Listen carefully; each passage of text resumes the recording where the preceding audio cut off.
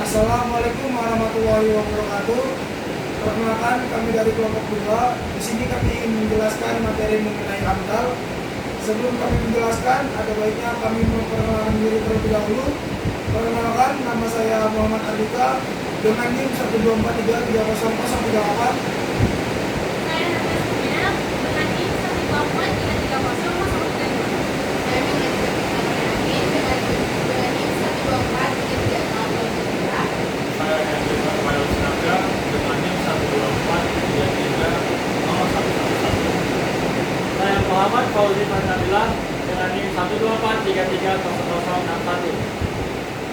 Cukup sekian perkenalan dari kami. Kita lanjutkan mengenai materinya. Selamat menyaksikan. Oke, langsung aja. Bersama gua Pau. Di sini gua mau bahas tentang pengertian AMDAL. Apa sih AMDAL itu? Analisis mengenai dampak lingkungan atau AMDAL adalah sebuah proses yang digunakan untuk mengidentifikasi, memprediksi, dan mengevaluasi dampak dari suatu rencana, kegiatan, atau proyek terhadap lingkungan hidup. Proses ini penting untuk memastikan bahwa dampak negatif yang mungkin timbul dapat diminimalisir dan dampak positif dapat dimaksimalkan. Menurut Peraturan Pemerintah Republik Indonesia Nomor 27 Tahun 2012 tentang izin lingkungan, AMDAL merupakan salah satu instrumen pengelolaan lingkungan yang wajib dilakukan sebelum suatu kegiatan atau proyek dijalankan. AMDAL sendiri memiliki 3 dokumen utama, yaitu yang pertama, Analisis Dampak Lingkungan atau ANDAL. Analisis dampak lingkungan adalah dokumen yang menguraikan hasil dari studi mendalam terkait dampak yang signifikan dari suatu rencana atau kegiatan terhadap lingkungan hidup.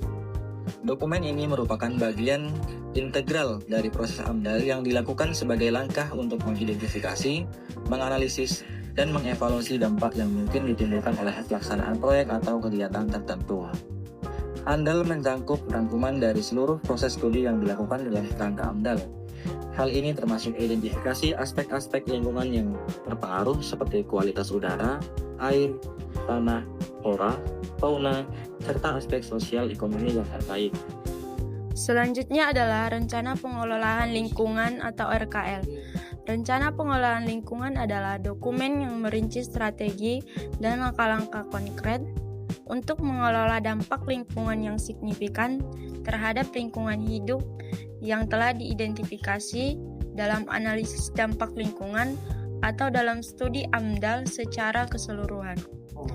Dokumen ini memiliki tujuan utama untuk memastikan bahwa pelaksanaan proyek atau kegiatan tidak hanya meminimalkan dampak negatif terhadap lingkungan, tetapi juga mendukung upaya pelestarian dan keberlanjutan lingkungan.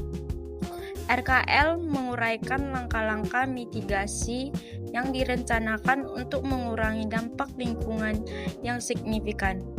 Ini termasuk pengurangan penggunaan teknologi ramah lingkungan, penerapan praktik konstruksi berkelanjutan, pengelolaan limbah secara efektif, serta rehabilitas dan restorasi lingkungan setelah selesai proyek.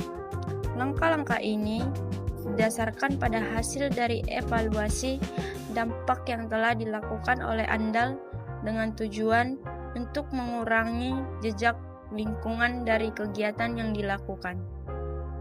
Selanjutnya, Rencana Pemantauan Lingkungan atau RPL.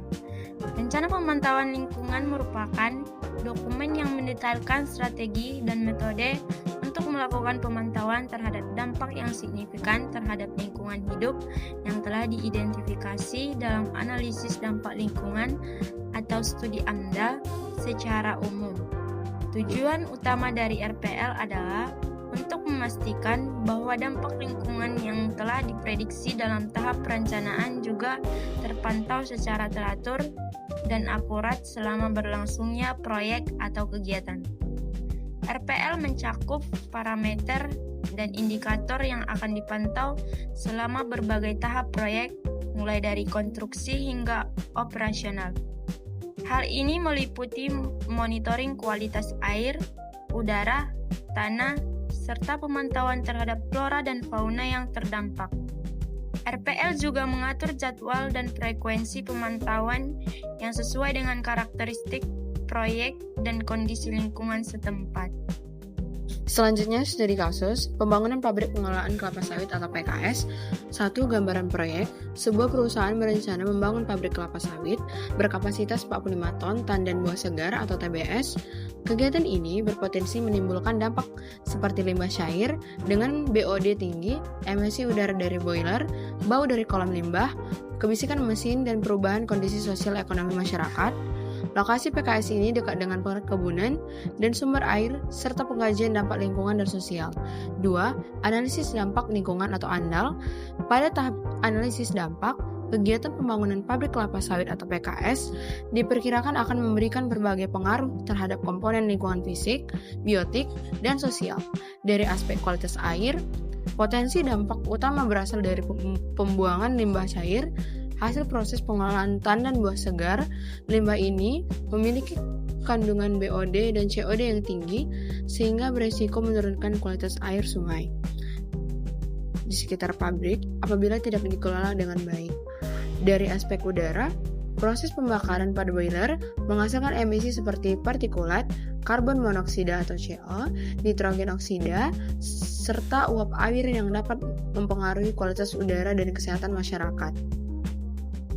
Selain itu, kegiatan operasional pabrik juga berpotensi mencemari tanah akibat kemungkinan terjadinya tumpahan minyak atau bahan kimia yang digunakan dalam proses pengolahan. Gangguan kebisingannya juga dapat muncul dari suara mesin, generator, dan alat transportasi, sehingga dapat mempengaruhi kenyamanan masyarakat serta pekerja di sekitar lokasi. Dari aspek sosial ekonomi, keberadaan pabrik membawa dampak positif berupa terbukanya lapangan pekerjaan dan meningkatnya kegiatan ekonomi lokal. Namun, perubahan sosial dan potensi konflik terkait akses lahan juga dapat muncul apabila tidak dikelola melalui pendekatan komunikasi dan partisipasi masyarakat. Dari segi ekologi, pembangunan fasilitas pabrik juga berpotensi mengganggu habitat satwa serta mengurangi vegetasi alami, sehingga diperlukan strategi mitigasi untuk menjaga keseimbangan ekosistem sekitar. Selanjutnya yang ketiga ada rencana pengelolaan lingkungan atau disebut dengan RKL.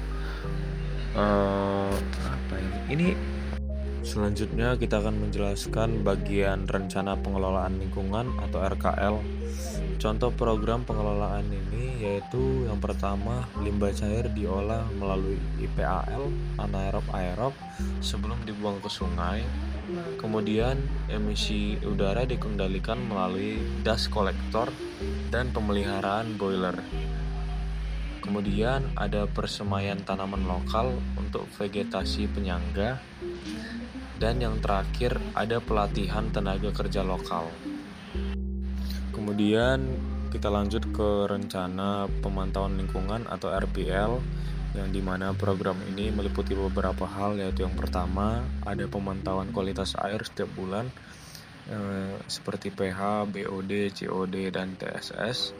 Kemudian yang kedua ada pemantauan kualitas udara, yaitu seperti PM10, SO2, dan NO2. Dan yang ketiga ada pemantauan kebisingan setiap 6 bulan. Dan yang terakhir ada pemantauan kesehatan masyarakat sekitar. Yang selanjutnya adalah kesimpulan. AMDAL merupakan instrumen penting untuk memastikan kegiatan pembangunan tetap menjaga kelestarian lingkungan. AMDAL berisi analisis dampak mendalam, sedangkan RKL dan RKL memastikan bahwa dampak dikelola dan dipantau. Studi kasus pembangunan pabrik kelapa sawit menunjukkan bahwa kegiatan industri memiliki dampak yang signifikan, tetapi dapat diminimalkan melalui pengelolaan yang tepat. Keterkaitan antara AMDAL dan sistem perizinan juga sangat penting. Proses ini, persetujuan lingkungan tidak bisa dipisahkan dari proses pemberian izin proyek. AMDAL memberikan dasar ilmiah dan analitis yang diperlukan untuk mengevaluasi dampak lingkungan suatu proyek, yang kemudian digunakan sebagai bahan pertimbangan dalam pemberian izin. Ini memastikan bahwa proyek yang dilaksanakan telah memenuhi persyaratan lingkungan yang ditetapkan dan tidak menimbulkan dampak negatif yang signifikan. Penegakan dan pengawasan dalam implementasi AMDAL adalah faktor kunci untuk memastikan kepatuhan terhadap persyaratan AMDAL. Pemantauan yang terus-menerus dan evaluasi berkala terhadap kinerja proyek sangat penting untuk memastikan bahwa langkah-langkah mitigasi yang direncanakan dilaksanakan dengan baik. Ini juga memungkinkan untuk mengidentifikasi masalah atau pelanggaran yang mungkin terjadi dan mengambil tindakan korektif yang diperlukan. Oke, baiklah, mungkin demikian yang bisa kami sampaikan. Kami akhiri. Wassalamualaikum warahmatullahi wabarakatuh. One is the loneliest number that you'll